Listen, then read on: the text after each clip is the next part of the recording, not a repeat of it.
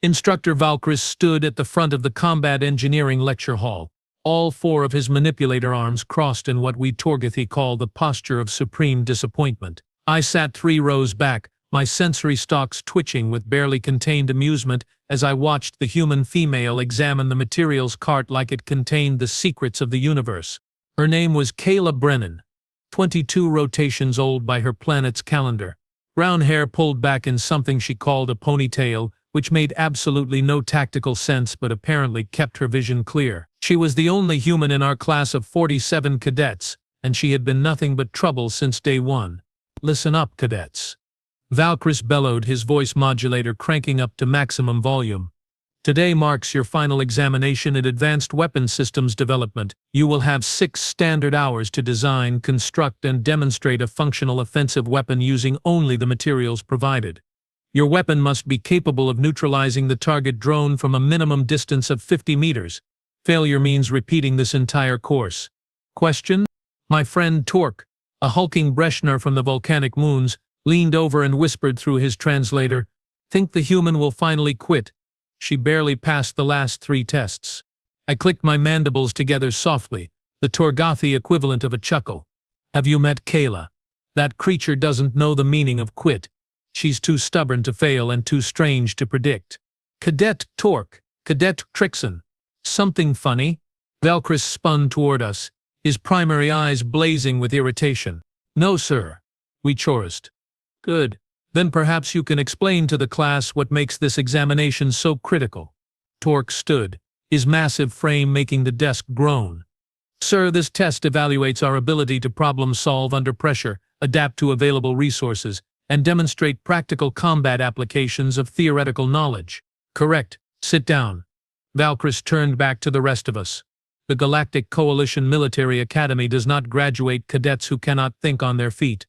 Out in the field you won't have access to fancy fabricators or unlimited supplies. You work with what you have or you die. Simple as that." I noticed Kayla hadn't even looked up from the materials cart. She was running her fingers, those bizarre 5-digited appendages, over what looked like synthiwood strips and polymer cordage. Her expression was utterly unreadable by any civilized species standards. "Your time begins now." Valkyris activated the chronometer, and the hall exploded into activity. All around me, cadets rushed to the supply stations. The Vexillons immediately started assembling plasma projectors. The Korthans began wiring together energy nets. My own people, the Torgathi, favored sonic disruptors, so I grabbed the necessary crystalline matrices and frequency modulators. Kayla, however, just stood there, staring at the supplies like she was trying to decide what to eat for her midday meal. "Hey, human," one of the Vexillon twins called out, his translator dripping with mockery. "Need help understanding how technology works? I know your species only just figured out faster than light travel a few decades ago." Kayla's head turned slowly, and she smiled. That predatory expression that showed her flat, grinding teeth. It still unsettled me after 3 months of classes together. "Thanks, Kelvin. But I think I have got it figured out. It's Kelvar. You primitive." "Sure, Kevin. Good luck with your project." I had to stifle another mandible click. The human had a gift for mispronouncing names in ways that seemed almost deliberate. Kelvar's chromatophores flushed an angry purple, but he turned back to his workstation before Valkyris could notice the exchange. 2 hours into the examination, the workshop hummed with the sounds of construction. Welding torches hissed. Energy coils whined. Fabrication units churned out precision components. Everyone was deep into their projects. Everyone except Kayla. She had collected her materials within the first 20 minutes: synthiwood strips, polymer cordage, some lightweight metal shafts, adhesive compounds, and strangely, a bundle of what looked like decorative feathers from the arts and crafts section. Then she had simply sat down at her workstation and started whittling the wood with a small blade. Whittling. By hand. Like some kind of pre-industrial barbarian. "What is she doing?" Torque rumbled, pausing in his assembly of a concussive wave generator. "Is that considered weapon construction on Earth?" "I have no idea," I admitted, adjusting the frequency output on my disruptor. "But she looks confident, and that worries me more than if she looked panicked. Should we help her? The human seems lost." "Torque, my friend." I have learned something important about humans in these past months. They are never quite as lost as they appear, and they are most dangerous when they seem calm. 3 hours in, Valkris began his rounds, inspecting each cadet's progress. He stopped at Mirana's station, a brilliant syntherian whose multi-limbed coordination allowed her to assemble a railgun accelerator with frightening speed. Excellent work, Cadet Mirana. Proper energy distribution, solid structural integrity. This should perform well. He moved on to torque. Adequate, Cadet Torque. Though your wave amplification chamber could use better dampening, you might blow yourself up along with the target. Torque's facial plates darkened with embarrassment. When Valkris reached my station, he examined my sonic disruptor with his critical eye, standard Torgathi design. Nothing innovative, but functionally sound. You will pass if it works. Then he reached Kayla's station. The instructor stopped, stared, all 4 of his manipulator arms uncrossed, then recrossed in confusion. Cadet Brennan. What, in the name of the 7 spiral galaxies, is that? Kayla looked up from her work completely unfazed by the instructor's tone. It's a bow, sir. A what? A bow. You know, for shooting arrows. She held up one of the metal shafts she had been working on. The end was fletched with those decorative feathers, the tip sharpened to a wicked point. Primitive projectile weapon. My ancestors used them to hunt and fight for thousands of years before we figured out gunpowder. The entire workshop had gone quiet. 46 pairs of eyes, stalks and optical sensors focused on the human and her bizarre creation. Valkris picked up the curved piece of synthy wood with one hand, the polymer string with another. You were given access to plasma technology, electromagnetic accelerators, energy projection systems, and you built a stick with string. Technically, it's a recurved bow made from laminated synthetic composite materials with a high tensile polymer string, Kayla corrected pleasantly. The arrows are aerodynamically stabilized titanium alloy shafts with broadhead tips, and yes, I built it myself. With my hands, using techniques my species developed approximately 10,000 years ago.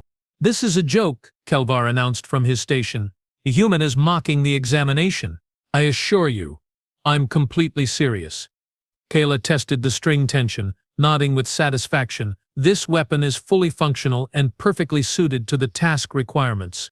Valkris's translator emitted a sound I had never heard before, something between a growl and a sigh.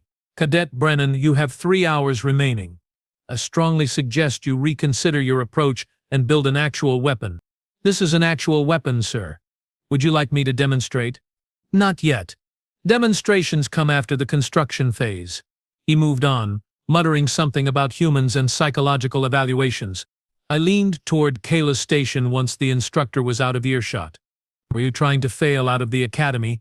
Because this is definitely how you fail out of the academy. She grinned at me, that unsettling human expression of bared teeth. Trust me, Rex. I know what I'm doing. That's what concerns me.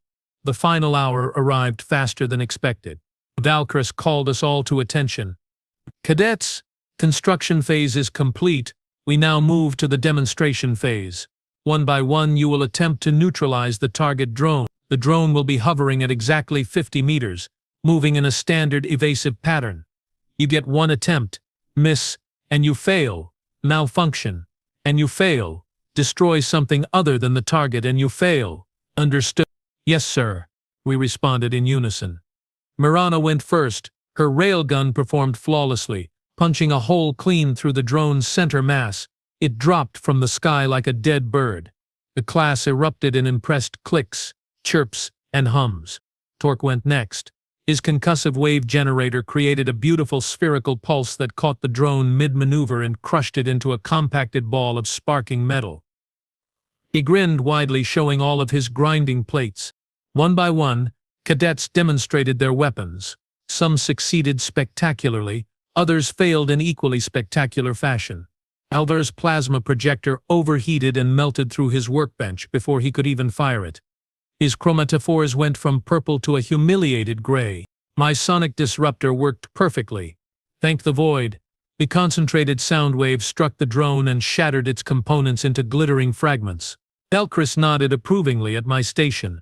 Finally, only Kayla remained. Cadet Brennan, Valkris announced, his voice heavy with skepticism. You may proceed to the firing line. Deploy the target drone. A fresh drone rose from the storage bay, its anti-grav generators humming as it ascended to the 50-meter mark. It began its evasive pattern, weaving and bobbing in three-dimensional space. Kayla walked to the firing line carrying her bow and a single arrow. Just one. Everyone else had brought backup power cells, spare ammunition, contingency plans. The human brought one arrow. You understand you only get one attempt? Valkyries confirmed. Yes, sir. And you are confident this primitive weapon can hit a moving target at 50 meters? Absolutely, sir. Then proceed when ready. Kayla took a deep breath, the way humans do when they need extra oxygen for physical exertion. She knocked the arrow, drew the string back to what looked like an uncomfortable position near her face, and went perfectly still. The drone continued its evasive pattern. Left, right, up, down, forward, back, completely unpredictable by design. Kayla's eyes, those forward-facing predator eyes, tracked the movement. Her breathing slowed. The entire hall held its collective breath, if applicable to their species. Then she did something that made my sensory stalks retract in shock. She didn't aim where the drone was. She aimed where the drone was going to be. The string released with a sharp twang. The arrow flew in a perfect arc, cutting through the air with a whistle that seemed impossible for such a primitive projectile. It moved so fast my eyes almost couldn't track it. The drone jinked left. The arrow was already there. The broadhead tip punched through the drone's primary stabilizer, sheared through its processor core, and erupted out the other side in a spray of sparks and lubricant fluid. The drone stuttered, sparked, and fell from the sky, the arrow still protruding from both sides like a skewer through meat. The workshop was silent for approximately 3 seconds. Then Torque started the slow clap. Within moments, half the class had joined in, creating a chaotic symphony of applause, clicks, chirps, and stomps. Valkyrie stood motionless, all 4 arms hanging limply at his sides. His primary eyes were fixed on the destroyed drone, now lying on the floor with Kayla's arrow still embedded through its center. How? He finally managed to ask. Kayla lowered her bow and shrugged. That peculiar human gesture that involved lifting the shoulders. Humans have been persistence hunters for millions of years, sir. We evolved to track moving prey, predict movement patterns, and strike targets from a distance. This is just what we do, what we have always done. But the technology is impressive, don't get me wrong. But sometimes the old ways work just as well as the new ways. Sometimes better, because nobody expects them. She walked over to the fallen drone and retrieved her arrow, inspecting the tip for damage. Plus, this bow doesn't need batteries, doesn't have electronic components that can be hacked or jammed, makes almost no sound, and can be manufactured from locally available materials on virtually any planet with plant life. Valkyrie opened his mouth, closed it, opened it again. That was a 1 in 1,000 shot. Want me to do it again? Kayla offered cheerfully. That won't be necessary. The instructor pulled himself together, reassuming his posture of authority. Cadet Brennan, you have successfully completed the examination with full marks. Your weapon demonstrated creativity, functionality, and effectiveness. Well done. The class erupted in another round of applause. However, Valkyries continued and the applause died down. I am writing a formal recommendation that human combat doctrine be included in the academy curriculum immediately. If one human with a primitive weapon can best our standard defensive drones, we need to understand how your species approaches warfare. Kayla's expression shifted, becoming more serious. Sir, with respect, you really don't want to understand how humans approach warfare. We have been doing it to each other for our entire history. We are exceptionally good at it, and exceptionally creative about it. Trust me, when I say that bow and arrow is one of the gentler options. That statement hung in the air like a threat. I watched Valkyries' expression cycle through several emotions that his species usually kept hidden. Curiosity, concern, something that might have been fear. Noted, cadet. Class dismissed. Congratulations to those who passed. To those who failed, better luck next semester.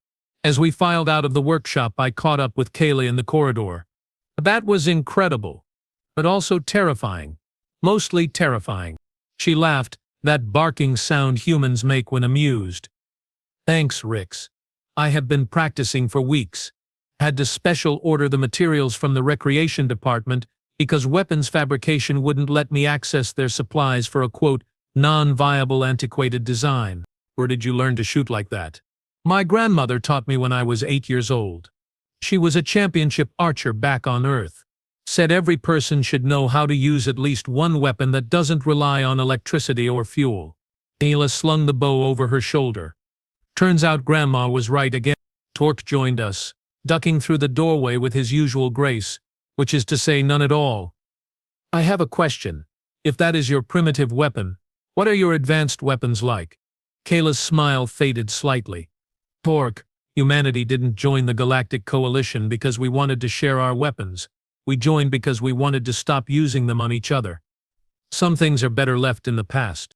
But, trust me on this one. You don't want to know. We walked in silence for a moment, heading toward the commissary. Other cadets passed us in the corridor, many nodding or offering congratulations to Kayla. Word traveled fast in the academy. You know what the worst part is? I mused aloud. Everyone's going to remember this. The human who brought a bow to a weapons test and won. You have just become a legend. Great. Just what I needed. More attention. But she was smiling again. At least I passed. I was genuinely worried about this exam. You were worried? You looked completely calm.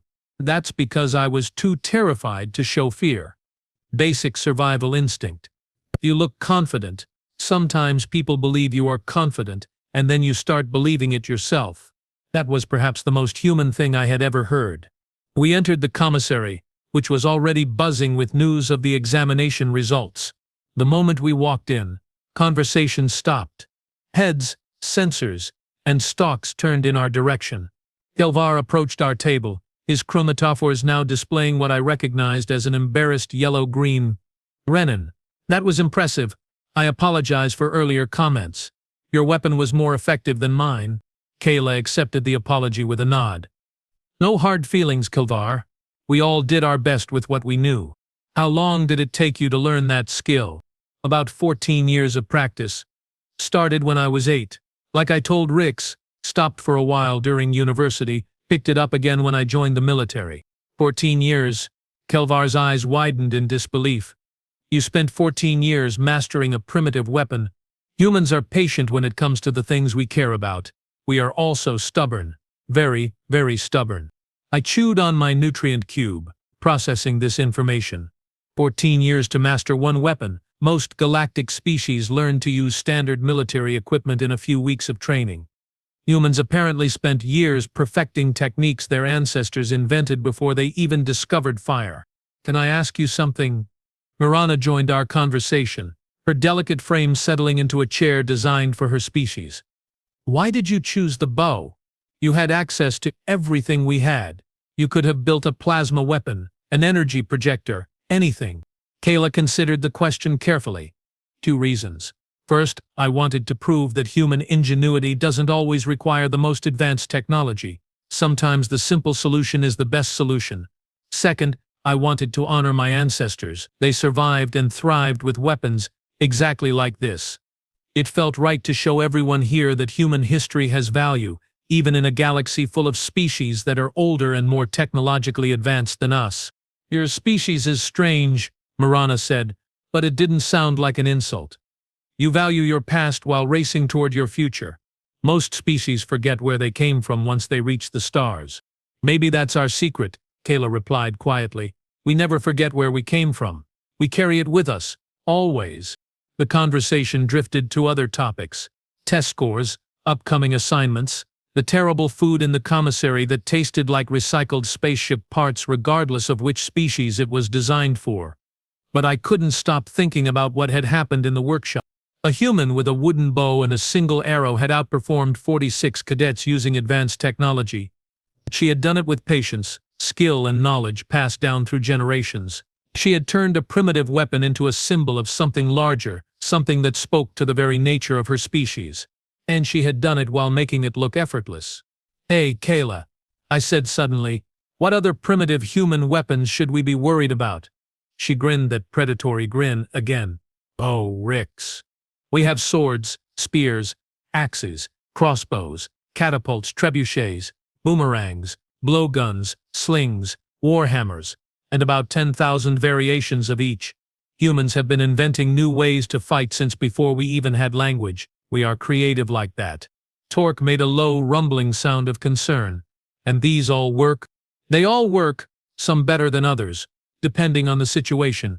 But yeah, they work. Remind me never to make your species angry, he said seriously. Too late. We are already in the coalition military. If someone makes us angry, they will find out just how effective humans can be. She paused, then added with a laugh, but don't worry, we are on your side now. We save our creativity for the enemy. That should have been reassuring. Somehow it wasn't. As we finished our meals and prepared to head to our next class, I reflected on the day's events. The Galactic Coalition had welcomed humanity into the fold 3 decades ago, thinking they were gaining another civilized species, another addition to the vast collection of star-faring peoples. What they didn't realize was that they had invited a species of persistence hunters, problem solvers and survivors. A species that had clawed its way to the top of its planet's food chain not through strength or speed, but through intelligence, endurance, and sheer stubborn determination. A species that could take a piece of bent wood and string, a weapon their ancestors used before they even had metals, and use it to outperform technology developed by civilizations millions of years old. Humanity, it seemed, was full of surprises. And if today was any indication, the galaxy was in for quite a shock once more humans started graduating from the academy and entering the coalition military. I just hoped I lived long enough to see it. But first, we had advanced tactical theory in 15 minutes, and Professor Delthrax didn't tolerate tardiness from anyone, human or otherwise. Come on, I said to my friends, we should get moving. Kayla grabbed her bow and followed us out of the commissary, already the subject of at least a dozen conversations happening around us. The human who brought a bow to weapons class. The human who proved that old doesn't mean obsolete. The human who reminded everyone that sometimes the simplest answer is the right answer. Tomorrow, the instructors would probably implement new testing protocols to prevent cadets from using primitive weapons in future examinations. Or maybe they would do the opposite and encourage it, trying to learn how human thinking could improve coalition military doctrine. Either way, Kayla Brennan had just changed things at the academy. She had shown everyone that humans brought more than just enthusiasm and determination to the coalition. They brought perspective, history, and a completely different way of approaching problems. And they brought bows. Apparently, the galaxy was definitely in for an interesting few decades. 3 weeks after Kayla's legendary bow demonstration, life at the Galactic Coalition Military Academy had returned to something resembling normal. Except now, everywhere I went, cadets were talking about primitive weapons, human history, and whether low-tech solutions could solve high-tech problems. The maintenance crew had even found 2 cadets trying to build what they called a catapult in the engineering workshop. Spoiler alert, it didn't work, and nobody was injured, but the ceiling still had a dent shaped suspiciously like a vexillon. Kayla, for her part, had become something of a minor celebrity. She handled it with the same casual confidence she handled everything else, which is to say she mostly ignored the attention and focused on her studies. "Good morning, Rix," she greeted me as I entered the advanced tactical theory classroom. She was already seated, reviewing her datapad with that intense focus humans get when they are actually interested in something. Ready for Professor Delthrax's midterm? I settled into my seat, my sensory stalks drooping with exhaustion. No. Absolutely not. I studied for 6 hours last night and I still don't understand the Threxian maneuver. How does anyone successfully coordinate 17 fleet movements simultaneously? Practice and coffee, Kayla said. Mostly coffee. Have you tried coffee yet? I can get you some from the human supplies. The last time Torque tried human coffee, he didn't sleep for 3 days and started seeing geometric patterns that don't exist in normal space. I will pass, thank you. She laughed. Fair enough, not everyone can handle Earth's favorite legal stimulant. Professor Delthrax entered the classroom precisely on time, as always. The Krellian professor was ancient by any species standards, his carapace marked with the scars of actual combat from the Coalition's early wars. He commanded respect not through volume or intimidation, but through the quiet certainty of someone who had seen everything and survived to teach about it. "Good morning, cadets," he said, his voice translator rendering his clicks and whistles into perfectly clear galactic standard. "Today's midterm examination has been modified due to recent events."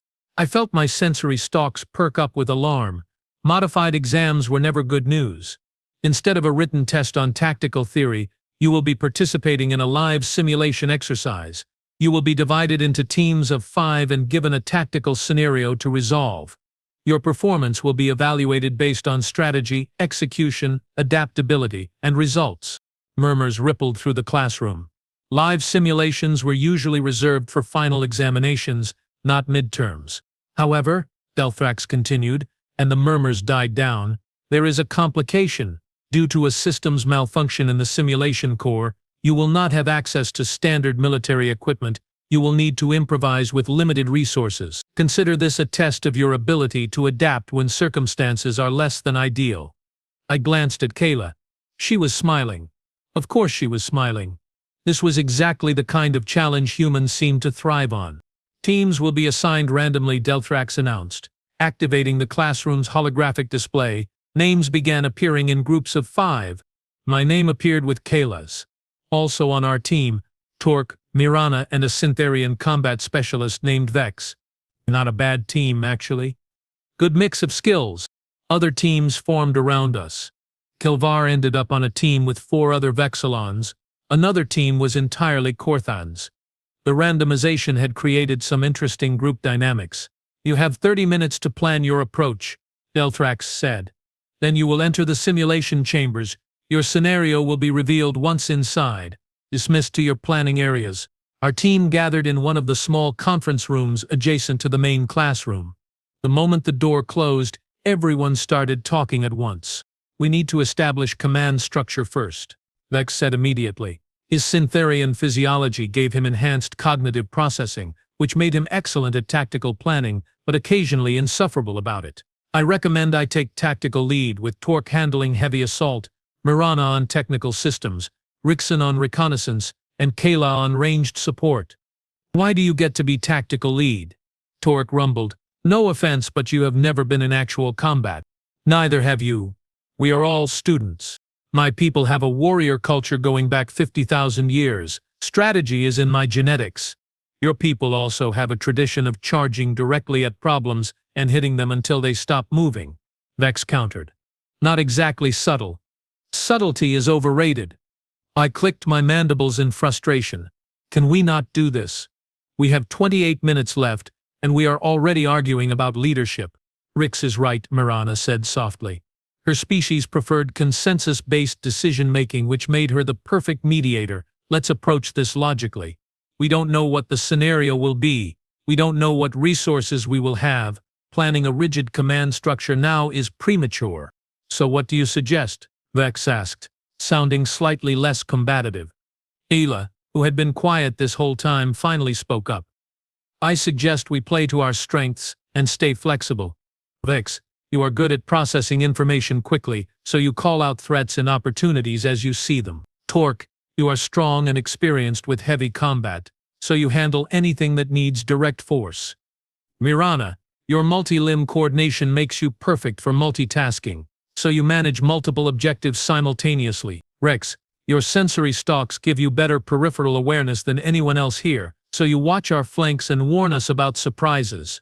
And what will you do? Vax asked. Whatever needs doing that nobody else can handle. I'm adaptable.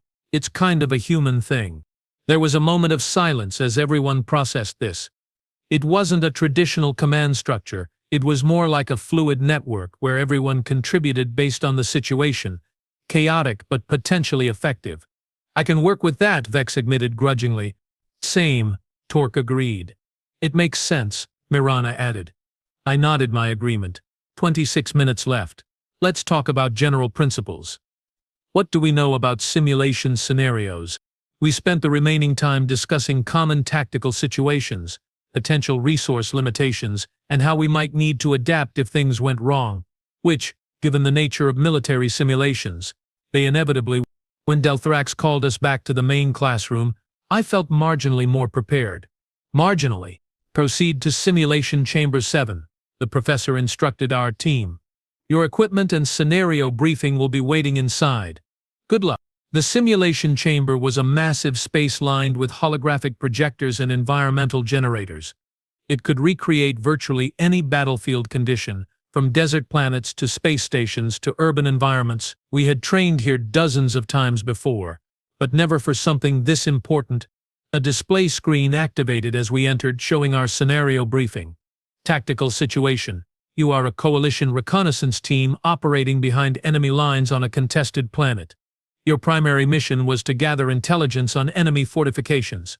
However, your extraction shuttle has been destroyed. Enemy forces are converging on your position. You must reach the secondary extraction point, located 3 kilometers north through hostile territory, within 60 minutes. Failure means capture or elimination. Great, Vex muttered. A running firefight with limited time and no support. Resources available. The screen continued. Standard reconnaissance gear has been compromised. Available equipment, basic survival supplies, 1 damaged communication unit, environmental hazard suits, basic tools, and miscellaneous local materials. The equipment materialized on a table in front of us. It was exactly as described. Minimal, damaged, and generally unhelpful for fighting through enemy forces. This is intentional, Mirana observed. They want to see how we handle worst-case scenarios. Simulation will begin in 60 seconds, the chamber's automated voice announced. Kayla was already moving, grabbing the survival supplies and sorting through them with practiced efficiency. Synthy rope, fire starting kit, water purification tablets, emergency rations, and what looks like a folding shovel. Not much to work with. The local materials option might be key, I suggested. The simulation generate environmental resources we can potentially use. 30 seconds, the voice announced. Everyone put on the hazard suits, Vex ordered. We don't know what environmental conditions we will face. We quickly donned the protective gear. The suits were basic models, offering protection from harsh atmospheres and extreme temperatures, but nothing that would stop weapons fire. Simulation beginning. Good luck, cadets. The chamber transformed around us. Suddenly we were standing in a dense forest environment, the air thick with moisture and the sounds of alien wildlife. The sky above was a sickly green color, suggesting atmospheric differences from standard habitable norms. Spread out, Vex said quietly. 5-meter intervals. Rix, take point with your sensory stalks. Kayla, rear guard. Everyone else, middle formation. We moved quickly but carefully through the undergrowth. My sensory stalks extended to their maximum range, picking up heat signatures, motion, and electromagnetic emissions. The simulation was incredibly detailed. I could smell the vegetation, feel the humidity, hear the rustling of wind through alien trees.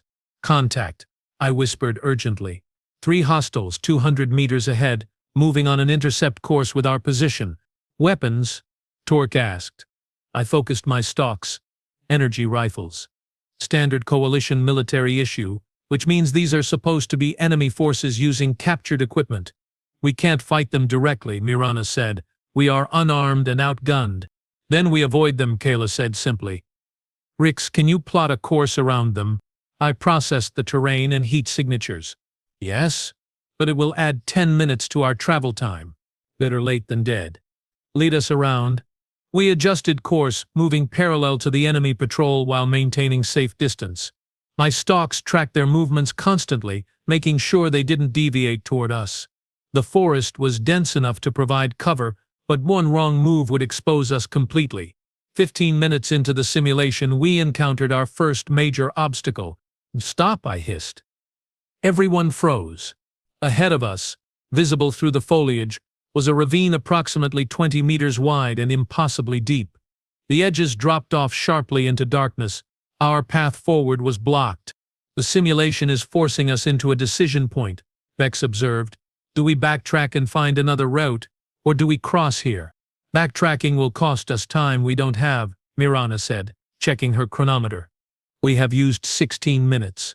We need to maintain pace or we won't reach extraction in time. Can we cross it? Torque asked, peering over the edge. I could maybe jump it with a running start, but the rest of you can't. The Synthy rope, Kayla said suddenly. She pulled it from the supply pack.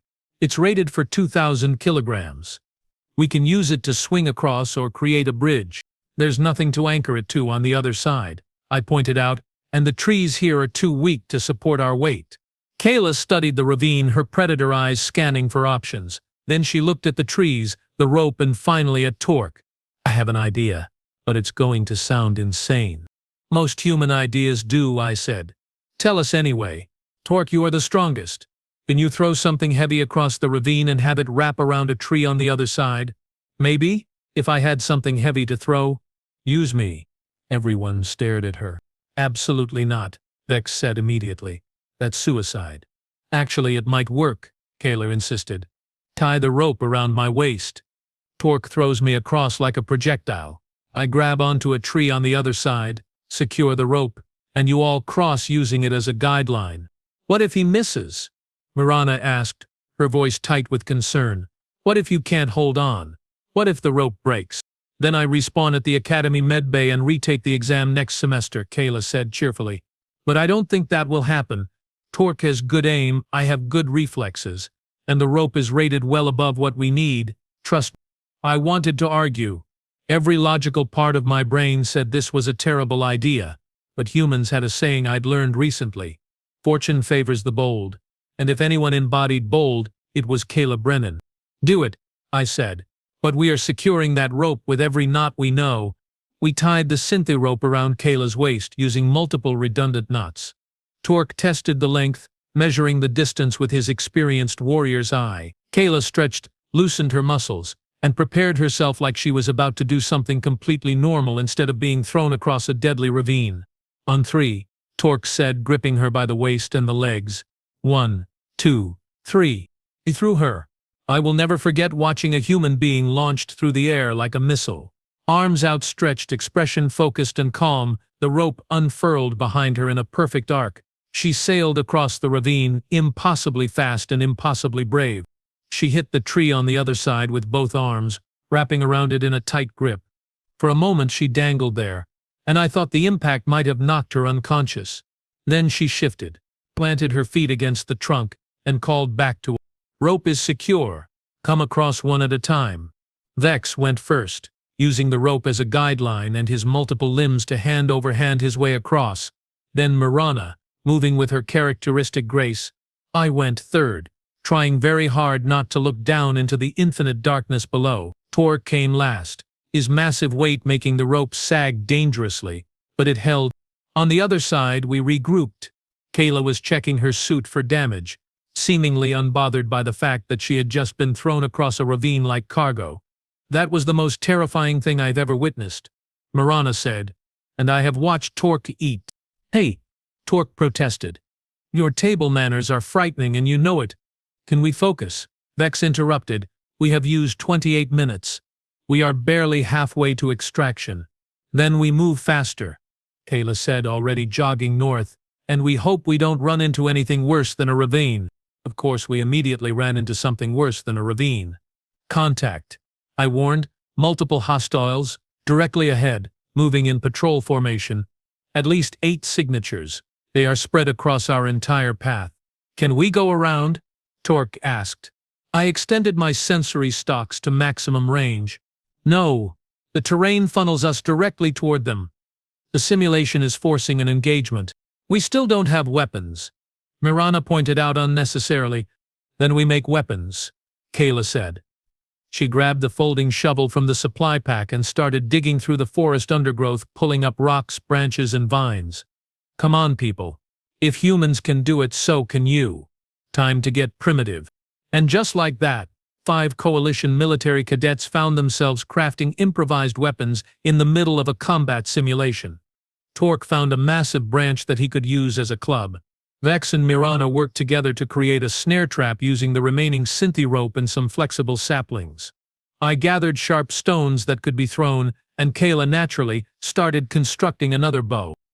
How do you keep making bows? I asked, incredulous. Do you carry bow-making instructions in your genetic code? Pretty much. Yes, she replied, testing the tension on her improvised string. Also, I have done this about 1,000 times. Muscle memory is a wonderful thing. 10 minutes later, we had our primitive arsenal ready. It wasn't much, but it was better than nothing. Here's the plan, Vex said, and for once nobody argued about his tactical lead. We were too busy trying not to die. We set the snare trap on their patrol route. When they trigger it and get distracted, we hit them from the flanks. Fast, brutal, and we keep moving.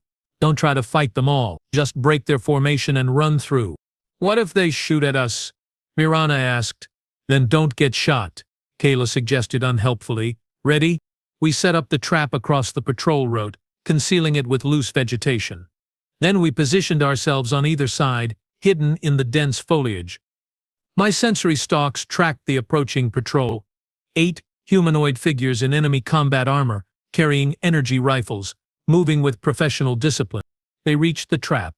The lead figure stepped directly into the snare. The sapling whipped upward, yanking the soldier off their feet and into the air. The patrol immediately went into defensive formation, scanning for threats. That's when we attacked. Kayla's improvised arrow took down the second soldier with a shot to the helmet's sensor array. Torque charged from the left, his massive branch club smashing into the third soldier with the force of a small vehicle. I threw my sharp stones at the fourth and fifth soldiers, hitting their weapons and causing them to fumble.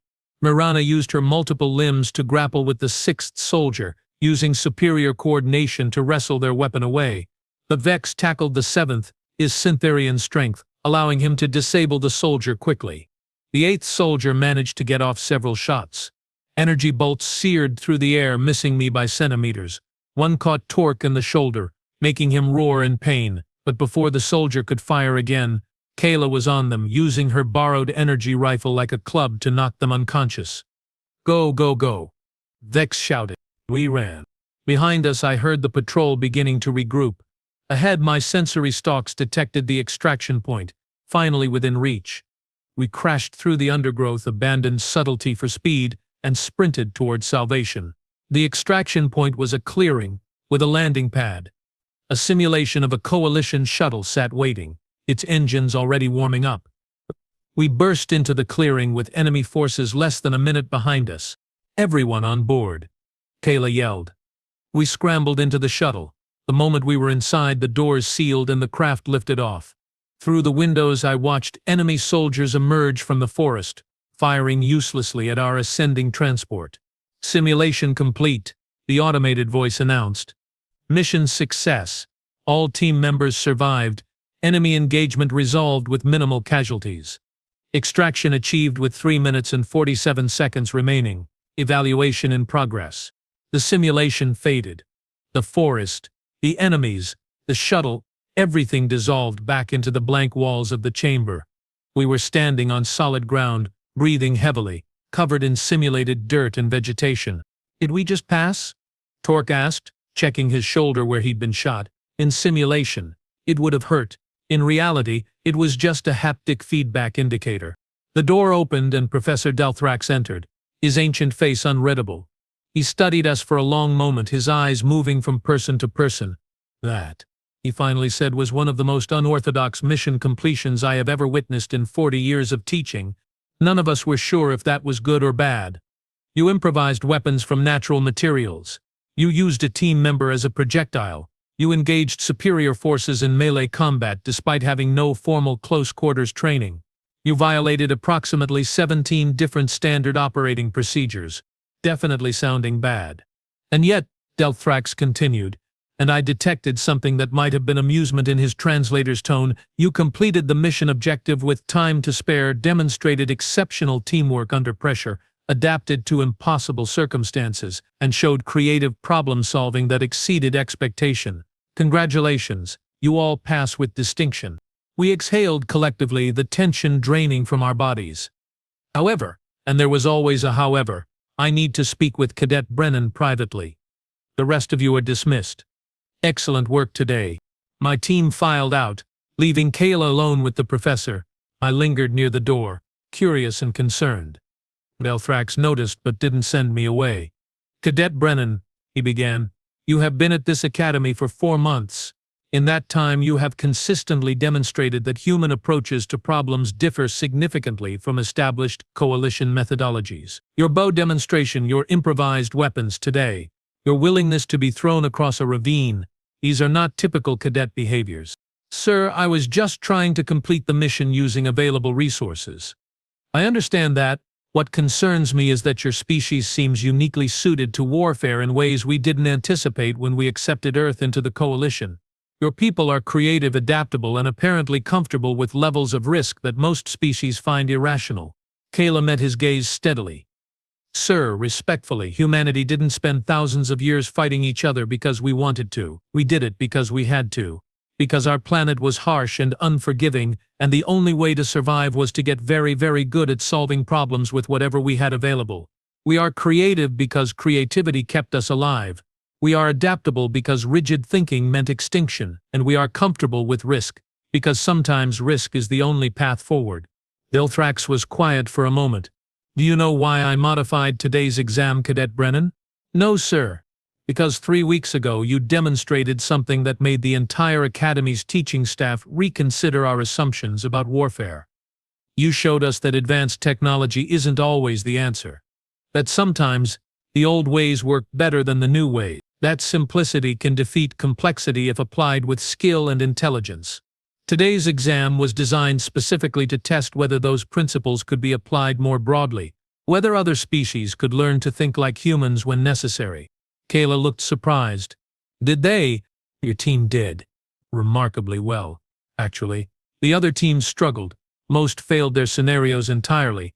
Your team succeeded because you taught them in real time how to approach problems the way humans do, with creativity, adaptability, and managed risk. That is a valuable skill, Cadet Brennan, one that the Coalition military needs more of. Thank you, sir. I think. It's a compliment. Humanity is 3 decades into Coalition membership. You are still the new species, still learning how everything works. But you are also teaching us things we have forgotten or never knew. That exchange of knowledge is why the Coalition exists, to make all of us stronger through cooperation. He paused, then added, I'm recommending you for advanced tactical training. If you are interested, of course. Kayla's eyes widened. Advanced tactical training? Sir, I'm just a cadet. I barely passed most of my first-year courses. You barely passed because you were learning an entirely new paradigm of warfare, but you excelled when allowed to apply human thinking to military problems. I believe you have potential for command, Cadet Brennan, real command, where lives depend on your decisions. I will think about it, sir. Thank you for the opportunity. You are dismissed. And Cadet, tell your grandmother that her teachings are now part of Coalition military doctrine, whether she knows it or not. Kayla saluted and left the chamber.